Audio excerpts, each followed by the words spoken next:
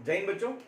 आज का हमारा सवाल है जेईई एडवांस 2024 से, बिल्कुल लेटेस्ट सवाल है काइनेमेटिक्स का, from the topic projectile motion.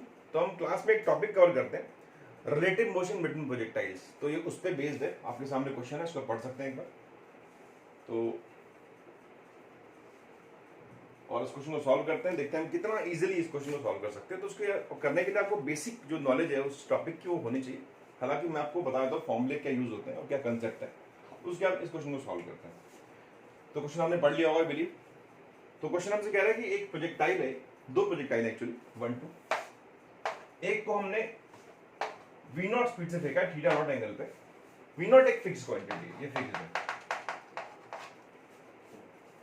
Angle theta naught है। अगले में प्रोजेक्टाइल की स्पीड v है, एंगल को थीटा है। फिर एक और केस है, केस 2। केस 2 में फिर से ये v0 ही है, स्पीड वही है v0, ये फिक्स है, एंगल थीटा नॉट है कुछ, और नया कुछ वेलोसिटी v और थीटा है।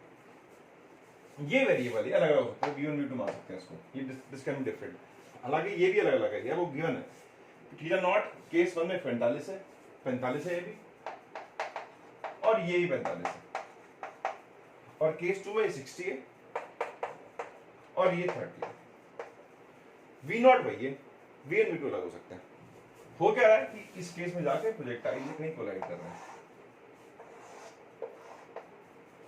तो हमको पता है कि इस केस में जो कोलिजन टाइम है वो t1 है, और यहाँ टाइम t2 है। तो हमको t1/t2 का रेशियो का स्क्वायर निकालना है कितना होगा। अब कंसेप्ट क्या है? कंसेप्ट ये है कि जब दो प्रोजेक्टाइल फायर किए जाते हैं सेम लेवल से, सेम टाइम पे, तो वो क्वेश्चन में गिवन है, तो कोलिजन करने के लिए उनके y कंपोनेंट सेम होने चाहिए, तभी जाके वो किसी टाइम पे सेम हाइट पे होंगे। दैट मीन्स कि y कंपोनेंट जो यहाँ पे होगा दैट इज इक्वल टू होगा v0 sin 45 must be equal to v1 sin 45। तो इससे कट जाएगा, तो पहले कैसे आएगा v1 इक्वल टू v। इसी को मैं अगर मैं सेकंड केस में अप्लाई करूं तो यहां पर निकल के आएगा v0 sin 60 must be equal to v2 sin 30। So v2 equal to √3।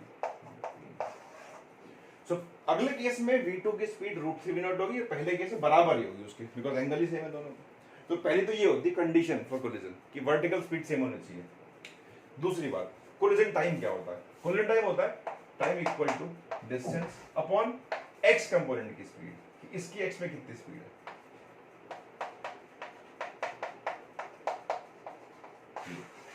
This is the collision time कि डिस्टेंस अपॉन इसका x की स्पीड प्लस इसकी x की स्पीड।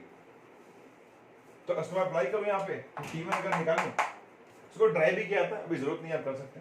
तो l अपॉन इसका x कंपोनेंट, सो v0 cos 45 प्लस इसका x component, ये भी v0 ही है, तो हो जाएगा आपके पास l अपॉन 2v0 बाय √2 या l bye √2 v0। This is t1। ये पहला टाइम आ गया। अब बात करते हैं केस 2 की। केस 2 में टाइम निकालते हैं। So l by v0 cos 60 plus इसकी स्पीड v2 है, v2 कितना है √3 v0 cos 30 v0 bye 2, cos 30 होता है √3/2, तो हो जाएगा 3 v0/2। सो l बाय 2 v0। तो अगला टाइम ये आ गया सिंपल। सो दोनों टाइम आ गए कि इस केस में कितने टाइम बाद कोलाइड करेगा, इस केस में कितने टाइम बाद कोलाइड करेगा। हमको रेशियो निकालना है, डिवाइड कर लेते हैं दोनों को, t1/t2। तो l बाय v0 तो कैंसिल हो जाएगा, ये आ जाएगा 2/√2 का स्क्वायर करना, स्क्वायर कर लेते हैं, this is equal to 2। That means जो उनके टाइम का रेशियो होगा कोलिजन के, उनका जो स्क्वायर होगा दैट इज इक्वल टू 2। सो मेरे अकॉर्डिंग काफी इजी का सवाल है। अगर आपको सिंपली ये फॉर्मूला भी याद है तो इसे कर सकते हैं आसानी से। तो ऐसा नहीं कि एडवांस में मुश्किल क्वेश्चन आते हैं, बहुत क्वेश्चन इजी भी होते हैं जो हम क्लास में पढ़ते हैं, तो उनमें से एक सवाल कुछ ये था। तो ऐसे ही और वीडियोस के लिए मेरे साथ जुड़े रहें और मेरे चैनल को देखते रहें, और मेरी प्लेलिस्ट को देखकर एक्सप्लोर कर सकते हैं आप लोग। अगर आपको लगता है कि आपको किसी भी टॉपिक पे सवाल चाहिए तो मेरी प्लेलिस्ट में जाएं, काइनेमेटिक्स, लॉज ऑफ मोशन, कुछ भी चाहिए, अब मैंने क्वेश्चन सॉल्व करें, आपको बहुत अच्छे क्वेश्चन मिलेंगे डिफरेंट सोर्सेज से, आपको बहुत मजा आएगा करने में। और मेरी वीडियो को देखते रहें, कमेंट जरूर करके बताएं मुझे कि आपको मेरा कंटेंट कैसा लगा। सब्सक्राइब करें मेरे चैनल को और शेयर जरूर करें। Thanks for watching.